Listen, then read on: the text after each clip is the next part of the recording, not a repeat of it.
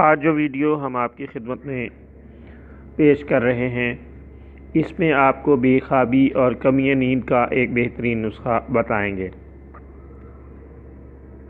نیند خدا کی نعمتوں میں سے ایک بڑی نعمت ہے اور کسی وجہ سے نیند میں خلل واقع ہو جائے یا نیند بالکل ختم ہو جائے تو عذاب سے کم نہیں ہے۔ اس کے لیے آپ یہ نسخہ استعمال کریں، انشاءاللہ العزیز بہت فائدہ دے گا۔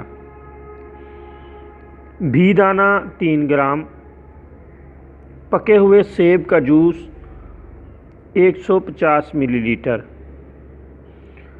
آپ بھی دانہ پوٹلی میں باندھ کر سیب کے جوس میں اچھی طرح جوش دیں اور ٹھنڈا کر کے مریض کو پلا دیں۔ 7 دن مسلسل استعمال سے انشاءاللہ بے خوابی اور کمی نیند کا مرض دور ہو جائے گا۔